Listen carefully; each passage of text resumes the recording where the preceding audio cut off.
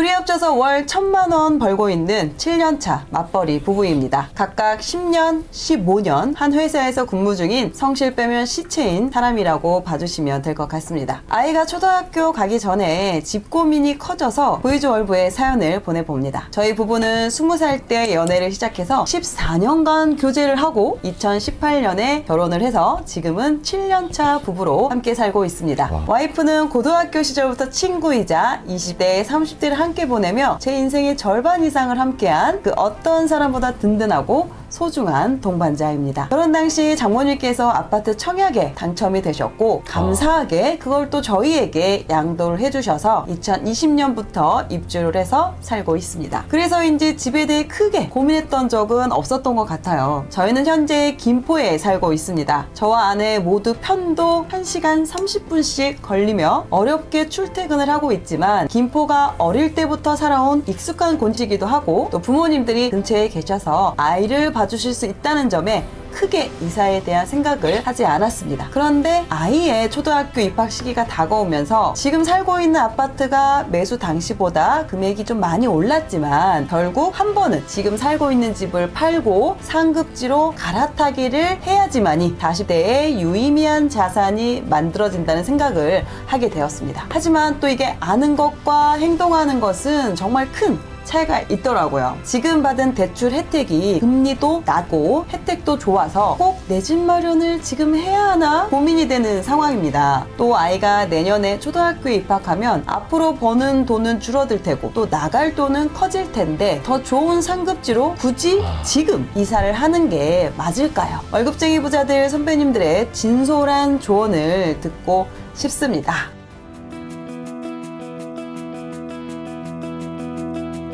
이렇게 사연을 보내주셨고요.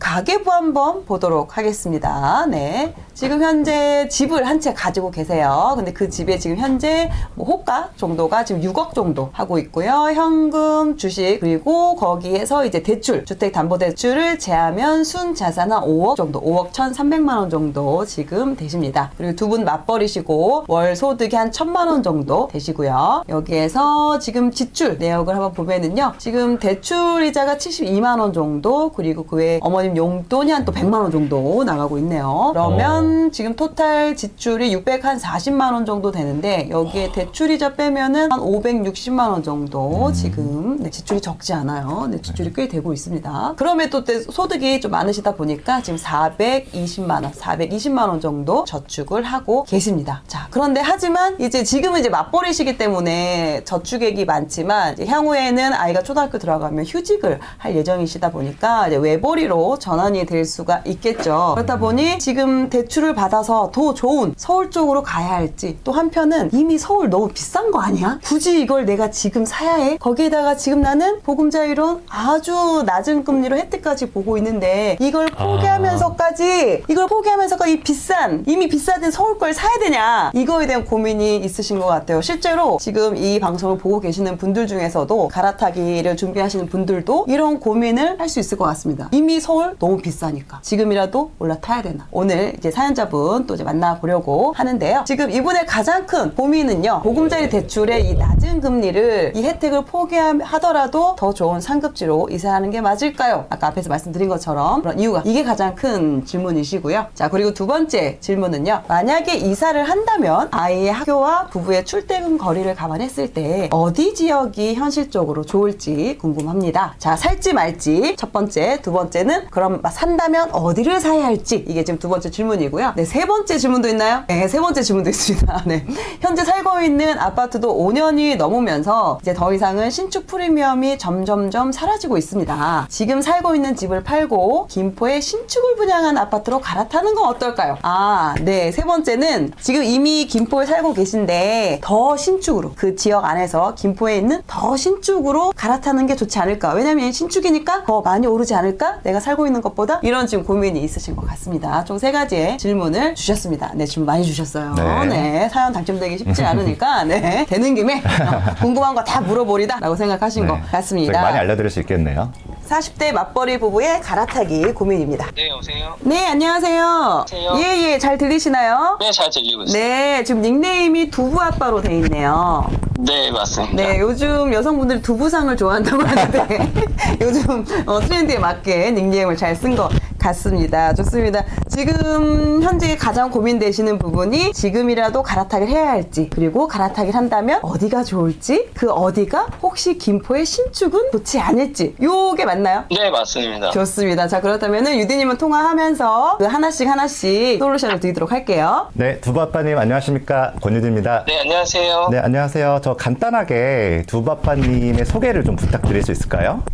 네, 저는 김포에 살고 있고, 네. 지금 5살 아이를 키우고 있는 두부 아빠입니다. 아, 좋습니다. 김포에 이제 신축 아파트에 거주하고 계신 것 같고, 2020년에 사신 것 같은데, 네. 혹시 이 단지를 팔고 갈아타기를 생각하신 뭐 지역이나 아니면 아파트가 있을까요? 그렇진 않았어요. 왜냐면, 네. 아까 사연 보낸 것처럼 이자가 계속 낮은 상태에서 네. 그걸 포기하고 어디 가기가 쉽지 않았고, 네. 저희가 이제 김포에 오래 살다 보니까 네. 서울에 어디가 더 좋은지 이런 것들을 사실 잘 몰라서 그런 것들을 고민하지는 않았었어요. 그 김포에 오래 사셨으면은 그 거주 만족도도 있고 이제 익숙한 면도 있고 또 아이도 이제 계속 김포에 살다 보니까 또 친구와 헤어지게 되잖아요. 갈아타면은. 네, 맞아요. 그럼에도 불구하고 더 좋은 지역으로 더 갈아타려고 하는 그런 계기가 있었어요? 두부 엄마인데요. 네. 사실 저는 좀 우리가 옮겨서 이런 네. 자산을 좀 만들어가면서 해야 되지 않을까라는 게 사실 저는 오히려 더 컸고요. 네. 저희 신랑은 그래도 우리가 지금 이 낮은 이자를 포기하면은 기회일 수도 있었는데 네. 그게 좀 서로 부담이 되지 않을까라는 고민이 되게 많아서 사실 네. 그게 되게 팽팽하게 좀 맞서고 있어서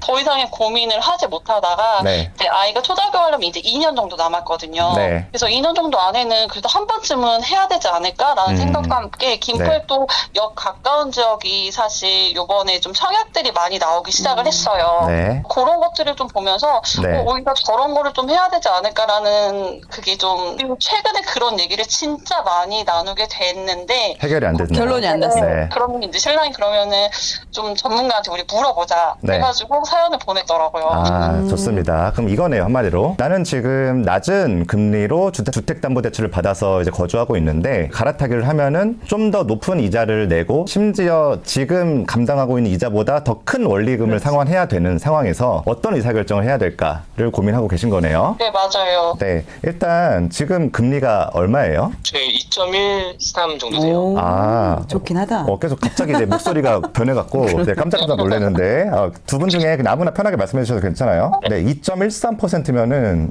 거의 지금 금리의 반이라고 해도 무방할 만큼 낮은 금리를 사용하고 계시고 지금 아까 가계부에서 72만 원의 대출 이자를 내고 계시는데 네. 원리금이 없었어요. 그러면 혹시 체증식인가요? 네, 맞아요. 30년 아. 최종식으로 되어 있어요, 지금. 좋아요. 이거 체증식이라는 거는 초반에 이자가 낮지만 시간이 흐를수록 이자가 이제 높아지는 그런 대출이고 이걸 또 받으려면은 또 조건들이 있거든요. 근데 그 조건에 부합하셔서 체증식을 받으신 것 같아요. 결론부터 이제 말씀드리면 그래, 결론. 저는 일반 대출로 갈아타면서 더 좋은 땅으로 이동을 할 것 같습니다. 심지어 금리가 2배가 되더라도. 그래서 그렇게 의사결정을 할 것 같고요. 제가 사진 하나 보여드릴게요. 제가 풍무프루지오라는 2016년식 단지와 그냥 김포에서도 거의 탑5 안에 드는 그러니까 선호하는 신축 단지를 하나 가지고 왔고요. 네네. 그리고 그 동작구의 사당 우성 3단지, 그러니까 지금 2025년이잖아요. 그러니까 30년도 더 된 그런 구축 아파트를 비교를 해와요. 빨간색이 김포의 신축 아파트 34평, 그리고 파란색이 동작구의 구축 아파트 심지어 23평입니다. 근데 그게 2016년에서 2017년 때는 가격 차이가 거의 한 5천만 원 정도밖에 안 됐어요.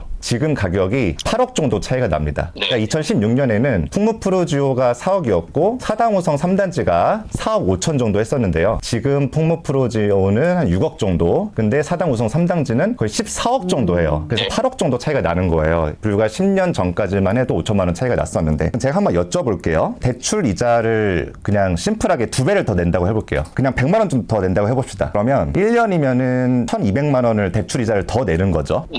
10년이면은 그러면 1억 2천을 더 내는 거고, 그럼 대출이자를 1억 2천 더 내고 8억을 더 버는 게 좋으세요? 아니면 대출이자 1억 2천을 덜 내고 8억을 덜 버는 게 좋으세요? 좀 저희가 네네. 사실 와이프랑 되게 고민했던 것 중에 하나 이런 거였거든요. 저는 네. 이 채널을 많이 봤어가지고 네네. 그러니까 옮겨가더라도 만약에 옮겨가야 된다고 하면 무조건 어디 서울에도 가까운 데를 가야 된다라는 주의였고 네. 와이프 같은 경우에는 그런 저런 거를 잘 모르다 보니 네. 그냥 어쨌든 신축을 가야 되지 않나 약간 이런 거였거든요. 김포상에서. 네네.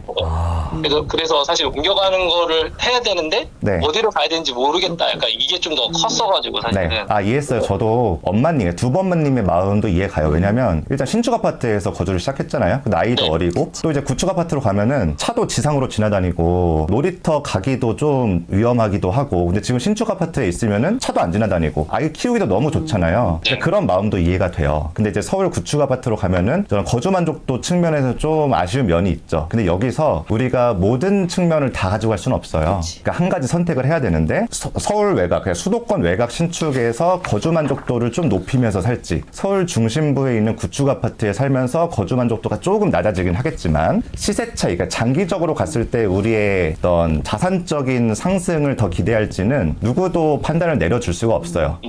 근데 저라면은 구축 아파트에 살더라도 나중에를 생각해서 자산의 상승을 조금 더 비중을 높여서 생각해 볼 것 같아요. 그리고 그 자산 상승이 나중에 아이가 이제 지금 2년 뒤에 초등학교 들어가잖아요. 네. 나중에 뭐 대학교 갈 때나 아니면은 뭐 아이가 유학을 간다고 할 수도 있고 뭐 사교육이 필요할 수도 있고 그런 측면에서 좀 자산적인 도움이 될 거예요. 근데 엄마님의 말씀이 잠깐 좀 없어졌는데 어떠세요? 아니요. 아, 괜찮아요? 아니요. 네, 저도 꼭 네. 무조건 막 신축을 막 고집하는 거는 아니었고요. 네네. 어쨌든 저희가 자산을 늘려가는 게 장기적으로 더 큰 목표가 되기는 하니까는요. 네네. 그런 측면에서는 같은 생각을 갖고는 있습니다. 아, 좋습니다. 그럼 저희는 이제 합의가 된 거예요. 김포 네. 아파트 팔고 서울 아파트로 가는 거. 네네. 네, 합의했고요. 그러면은 이제 가장 궁금한 게 얼마 그리고 어디에 하느냐가 제일 궁금하잖아요. 네, 맞아요. 네, 그걸 한번 제가 이제 계산해 볼 텐데 혹시 생각해 보신 적 있으세요? 그러니까 저희가 이 논의를 한 지가 얼마 안 되다 보니까 서로는 더 모르다 보니까 네. 사실 아는 게 거의 없어요. 아, 좋아요. 그러면은 그냥 제가 두부 엄마 아빠님의 상황이라고 생각하고 저라면 어떻게 할지 좀 알려드릴게요. 네, 괜찮습니다. 네, 좋습니다. 혹시 김포 아파트를 얼마에 사셨어요? 4억 3천 정도에 샀어요. 아, 근데 뭐 지금 6억이니까 팔면 한 1억 7천 정도의 시세차익이 나오네요. 네. 그리고 아까 그 가계부에서 주택담보대출이 2억 7천 정도 있으셨으니까 네네. 6억에 매도를 하고 그 주택담보대출을 갚으면은 그러니까 6억에서 2억 7천을 빼면 한 3억 3천 정도가 나오고 네. 그렇죠? 그리고 지금 2년 이상 보유를 했기 때문에 또 거주도 하셨고 그러니까 세금을 안 내세요. 양도세를 안 내세요. 네네. 온전히 3억 3천이 현금으로 들어오는 거예요. 이해되셨을까요? 네, 이해됐어요. 그리고 지금 현금이 한 1억 8천 정도 있으시잖아요. 네. 그리고 월저축이 한 425만 원 정도. 근데 지금 주택담보대출 갚으시면은 대출금 72만 원이 없어져요. 네네. 그러면은 월저축이 한 500만 원 정도가 되는 겁니다. 제가 한번 정리해 볼게요. 일단 3억 3천 매도금으로 확보할 수 있는 금액, 그리고 1억 8천의 종잣돈, 그리고 주택담보대출을 이제 얼마를 받을지를 결정을 하셔야 되는데 지금 이제 무주택이 되시면은 일단 생애 최초는 안 되세요. 왜냐하면 김포 아파트 보유하신 적이 있으시니까. 네네. 그리고 무주택 서민 실수요 조건이라는 그런 상품이 있는데 네. 지금 소득이 높으세요. 지금 부부 합산 소득이 1억 2,700이시거든요. 네.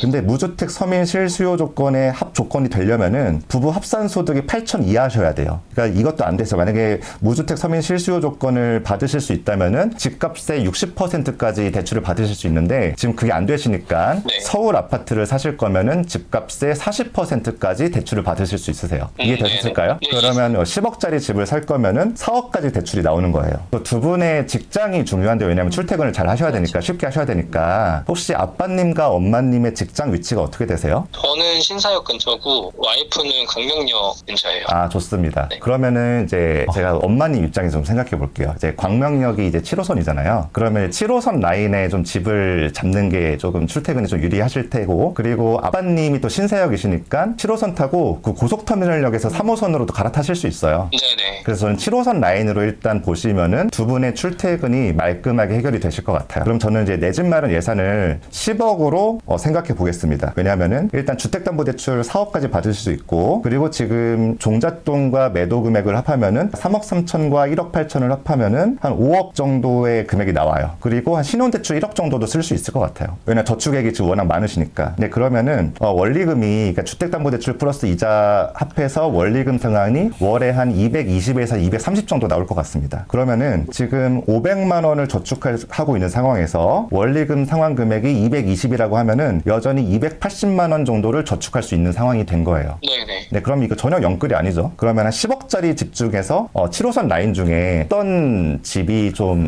두 분의 출퇴근과 그리고 아이의 뭐 초등학교의 접근성까지 확보할 수 있을지를 한번 살펴볼게요. 네. 네. 네이버 부동산 한번 가볼까요?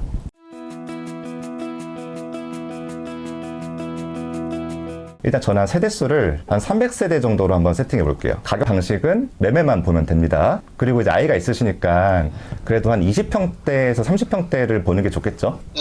네, 그리고 제가 이제 7호선 라인을 한번 가보겠습니다. 광명에서 한번 시작해 볼게요. 광명 쪽 7호선 라인이 이제 엄마님의 집이시니까.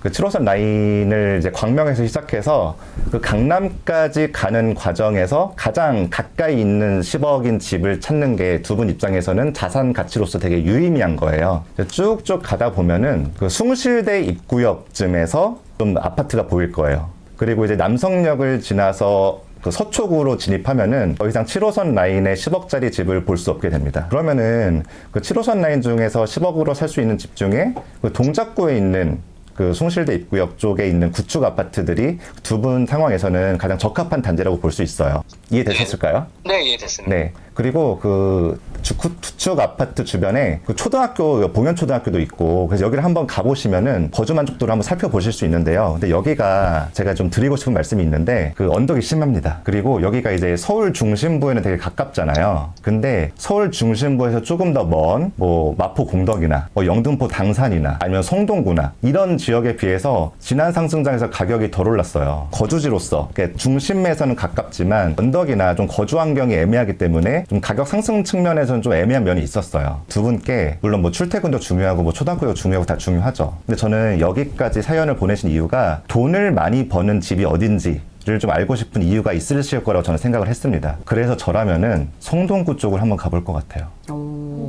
성동구 어딘지 아세요? 네, 알아요. 네네, 그 한강의 바로 위쪽에 성동구라는 지역이 있거든요. 네. 성동구에도 잘 찾아보시면 10억짜리 집이 많지 않은데 그중에서 20평대 이상으로 10억 정도 되는 집을 찾을 수가 있어요. 2호선과 5호선 라인 사이에 있는 집이 있거든요. 근데 여기 집을 선택하시면은 두 분 출퇴근이 좀 어려워질 수 있어요. 하지만 저는 두 분 아직 젊으시죠?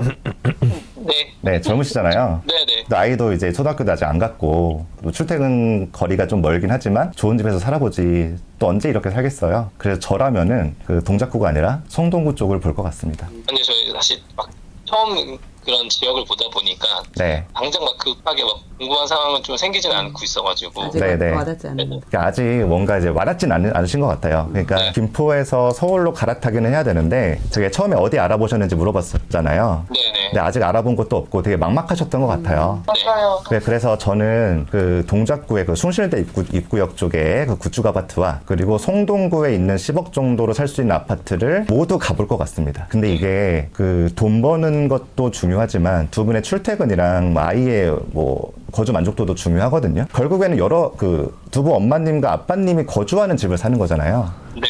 그래서 뭐 주변 상권도 둘러보시고 아이 뭐 초등학교 거리도 둘러보시고 제가 언덕이 심하다고 말씀드렸는데 언덕도 걸어 다닐 수 있으신지 한번 가보시면은 조금 선택하시기 편하실 것 같아요. 출퇴근을 빼면은 네. 성동구가 아이 그런 학교나 이런 거를 보내긴 더 좋은 곳일 걸까요? 아니요, 두 지역 모두 학군으로서는 크게 뭐 선호되는 지역은 아니에요. 그냥 위치적으로 좋은 가치가 있어서 선호하는 지역이긴 한데 그 동작구보다는 그 동작구에서 그 숭실대 입구역 쪽의 구축 아파트보다는 성동구 쪽 아파트를 사람들이 선호하긴 하고요. 이건 그 지난 상승장 때 가격 상승폭이 그 가치를 좀 대변해주고 있는 면이 있습니다. 근데 어느 쪽이 조금 더 와닿으세요? 저는 개인적으로 원래 성동구 쪽을 조금 네. 더 그냥 보고는 사실 있었어요. 아, 그래요? 네, 그래서 성동구를 좀 더 알아보면 됐으면 좋겠다라는 생각이 지금 순간 들기는 했었어요. 아, 좋아요. 그럼 성동구 가시려면은 맞벌이를 계속 계속 해야 하셔야 되는데, 네. 아까 얼핏 듣기로는 사정이 있으시다고 하시지 않으셨나요? 아, 이건 뭐 확정적인 건 아닌데 보통 아이가 초등학교 들어가게 되면은 네. 잠깐 일을 또 중단을 해야 되는 시기가 어쩔 수 없이 발생을 좀 하기는 하더라고요. 네네. 그런 것들을 저희는 조금 예측을 하고 그래도 움직여야 되지 않을까라는 얘기들도 했던 부분이었던 거고요. 네. 사실 제가 좀 재택이나 이런 것들도 조금 가능한 업종이어가지고 아, 네. 네, 완전히 벌이가 제로가 되지는 않을 거라서 아, 그렇군요. 네. 네, 그러면은 뭐 재택하시면서 또 아이도 챙기실 수 있으니까 뭐 크게 의사결정에 바뀌는 부분은 없을 것 같네요. 네, 맞아요. 아, 너무 기분이 좋습니다. 너나이님께 좀 여쭤보고 싶은 게 라이브 방송 볼 거 있다 보니까 네네. 뭐 이거 준비하느라 이렇게 내용을 다 못 봤는데 네. 저희가 이제 나중에 고민하고 있는 게 이제 결국에 노후 자금을 하는 건데 네. 그런 아까 노후 자금에 대한 연금 저축이나 이런 네. 것들을 어떻게 해야 되는지 뭐 이런 것들 좀 듣고 싶긴 했어가지고 네네네. 자, 너나님을 바꿔드릴게요. 네네. 안녕하세요. 네, 안녕하세요. 네, 반갑습니다. 결론부터 얘기하면은 여기서 제가 뭘 말씀드릴 수가 없어요. 제가 쭉 이렇게 들으면서 느낀 거는 얘기를 듣고 가봐도 이게 내 집 마련이 이게 지금 10억짜리 사는 거잖아요, 두 분이. 두 분 10억짜리 사본 적 있어요? 없죠. 없죠. 이게 손이 선뜻 나갈 것 같아요. 쉽지 않은 금액대긴 하죠. 네. 그러니까 뭐냐면 이게 되려면은 진짜 준비를 해야 돼요. 네, 네. 그러니까 내가 알아봐야 되거든요. 그러니까 사실 유디님이 너무 진짜 두 분 위해서 애쓰고 준비하는 과정도 저는 봤었는데 네. 두 분이 이제 성동구에 좀 이따 끝나면 유디님이 아파트 10억 정도로 접근할 수 있을 만한 아파트 몇 개를 보내드리겠죠. 거기 가서 딱 우리 이거 사야겠다 이게 되냐. 평상시에 내가 한 번도 관심이 없었고 이런 걸 안 해봤는데 네. 어려워요. 그러니까 이게 제가 두 분의 어떤 그런 걸 하는 게 아니고 진짜 현실적인 걸 말하는 거예요. 네. 네. 네. 그리고 노후 준비도 마찬가지예요. 노후 준비의 개념이 뭐고, 내가 언제부터 언제까지 일을 하고, 그리고 내가 은퇴하고 나서 얼마 정도 더 살 것 같고, 그동안 내가 얼마 정도를 쓸 것 같고, 이런 개념을 내가 평상시에 고민을 하고, 책도 보고, 다양한 노후 준비 방법들이 있거든요. ETF로 증권 투자를 해서 연금 자산을 쌓는다. 아니면 뭐 부동산 투자로 뭐 내가 나중에 매도해서 목돈 질 수 있을 만한 부동산을 뭐 한두 개 정도를 더 산다. 아니면 뭐 요즘에 유행하는 뭐 가상화폐 같은 거 투자를 한다. 이런 게 있어야 돼요. 네. 네. 그리고 그거에 대해서 어느 정도 안 상태에서 저한테 제가 이렇게 노후 준비를 하려고 하는데 이 부분이 참 고민입니다. 이건 어떻게 하면 좋을까요? 예를 들면은 선배님, 제가 경영지원 업무를 하다 보니 뭐 회사에서 뭐 분기 말에 재무제표를 이렇게 관리를 하는데 이 방식으로 했는데 이 방식으로 하면 안 되나요? 이렇게 뾰족한 질문이 나와야 돼요. 네. 이해했습니다. 그 이해되시죠? 네. 네. 그래서 제가 두 분한테 오히려 어떻게 하면 좋습니다 보다 그 공부 방법을 좀 알려드리고 싶어요. 네. 예. 그리고 그거를 두 분이 이제 잘 해보시면 좋을 것 같아요. 네. 그리고 이 감사합니다. 방송 보시는 분들도 내 집 마련이든 뭐든 뭐 이렇게 내가 좀 평소에 관심을 갖고 공부하는 방법을 알려드리겠습니다. 네. 자, 일단 이게 학교 공부는요, 체계를 갖고 해요. 우리가 흔히 공부한다고 하면 학교에서 수업을 듣습니다. 그럼 수학 선생님이 졸린 눈으로 들어와가지고 자, 1장 집합 펴봐.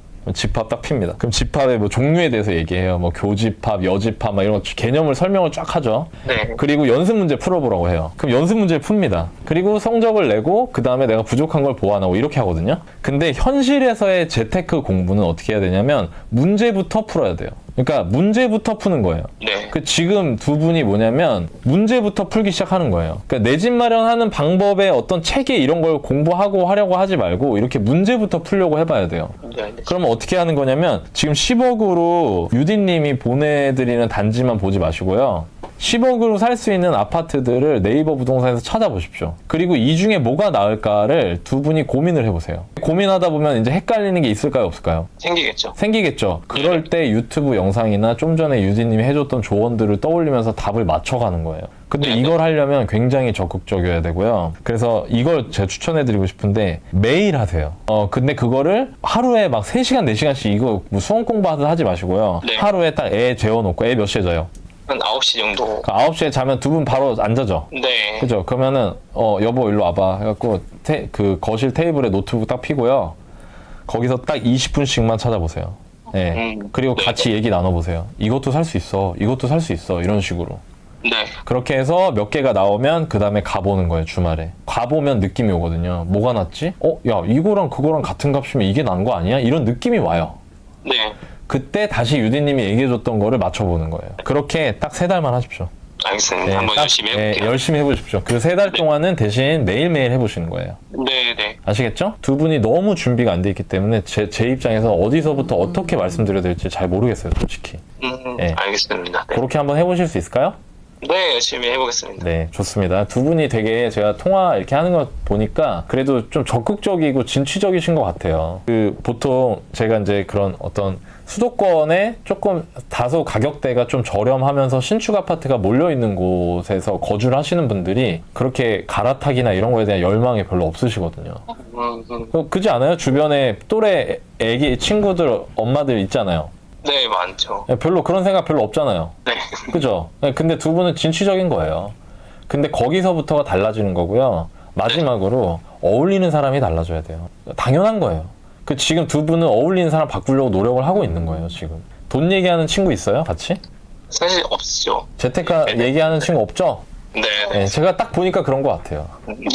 왜냐면 그러니까 아직까지 이런 관심이 많지 않은 거예요. 이제 나이가 40줄인데. 그죠? 네네. 근데 그러려면 어떻게 해야 되냐면 돈 얘기하는 친구 만드시고요. 그 친구가 저희 월급쟁이 부자들 그 저희 콘텐츠가 두 분한테 친구가 됐으면 좋겠어요. 네. 알겠습니다. 네. 네. 아, 고맙습니다. 감사합니다. 네, 오늘 전화 주셔서 감사드리고요. 두 분 서로한테 각오나 이런 앞으로 갈아타기에 있어서 그거를 서로 얘기를 하면서 마무리하도록 서로 옆에 하겠습니다. 네. 사실 저는 갈아타기를 꼭 하고 싶었거든요. 네, 네. 저도 그 낮은 이자라는 게 사실 좀 발목을 잡는 느낌이 있었는데 오히려 오늘 알려주셔서 조금 후련하게 제가 조금 더 이렇게 밀어 나갈 수 있을 것 같아요. 좋습니다. 근데 남편분은 또 어떠세요? 뭐 와이프랑 같은 생각이긴 한데 저게 진짜 계속 뭔가 기회가 있을 때 낮은 금리 때문에 안 되는 거 아니야 이런 생각을 진짜 많이 했었거든요. 근데 이제 말씀 주신 걸로 너무 좀 해결이 된 것 같아가지고 이제 그런 것들을 받아들여서 많이 찾아보고 와이프랑 많이 얘기 나누어서 좀 할 수 있는 것들을 해봤으면 좋겠어요. 지금. 저희도 공부 많이 할게요. 네, 저희가 두 분한테 어떤 열정을 전해드린 것 같아서 행복합니다. 한마디만 해도 될까요? 감사합니다. 네, 코크님과 인사하고 마무리할게요. 네, 여보세요. 코코드림입니다. 네. 네, 지금 이제 두 분이 이제 으쌰으쌰 이제 지금 의견이 이제 합쳐졌어요. 네네. 그렇죠. 이제 그러면 두 분이 이제 서로 으쌰으쌰 해가지고 이제 임장도 가고 아마 하실 거란 말이에요. 근데 아마 막상 또 성동구 임장을 가시면 그리고 내가 살 수 있는 그 단지는 막상 가서 보시면 고개가 절레절레 흔들 수도 있어요. 왜냐면 지금 사시는 데에 비해서 아무래도 지금은 신축에 주변에 뭐 인프라도 너무 잘 돼 있으니까 하지만 그 10억의 그 성동구에 있는 그 단지 같은 경우는 아무래도 오래됐고 막 언덕에 있고 그리고 주변 환경도 지금처럼 막 아주 막 이렇게 쾌적한 스타일이 아니다 보니까 막상 가서 보시면 이게 맞나? 10억이나 주고 이 집을 사는 게 맞나? 라는 오히려 가서 봐서 더 고민이 될 수 있거든요. 네네. 그래서 아마 둘이 같이 절레절레 흔들고 아닌가 봐 하고 다시 김포로 올 수도 있어요. 근데 제가 염려하는 부분이 그런 부분이에요. 자, 그런데 왜 유디님이 성동구의 그 오래된 단지를 추천을 했을까? 뭔가 이유가 있지 않을까? 이런 걸 먼저 고민을 해보시는 것도 하나의 공부가 되실 거고요. 결국엔 사람들은 서울 안으로 더 들어오고 싶어 하고 왜 서울은 이렇게 오래된 단지도 비쌀까? 땅이 없구나. 아파트를 지을 땅이 없으니까 이렇게 오래됐어도 사람들이 비싼 돈을 주고도 들어오려고 하는구나. 김포는 이렇게 신축에 주변에 인프라도 잘 돼 있는데 왜 이렇게 서울처럼 안 오르지? 김포는 주변에 빈 땅이 많구나. 이런 식으로 연결이 되면서 조금씩 그 부동산에 대해서 알게 되실 거예요. 네. 그러니까 가서 눈으로 보고 너무 별로야 이런다고 해서 끝낼 게 아니라 왜 그럴까? 두 분이 같이 공부하시면서 알아가시는 게 꼭 필요하다라고 말씀드리는 거예요. 네, 감사합니다. 네, 그럼 오늘 또 통화 너무 반가웠고요. 그리고 이제 두 분 잘 의견 합심하셔서 좋은 선택 하실 수 있기를 바라겠습니다. 네, 감사합니다. 감사합니다. 네, 고맙습니다. 구독자님 고맙습니다. 감사합니다. 네.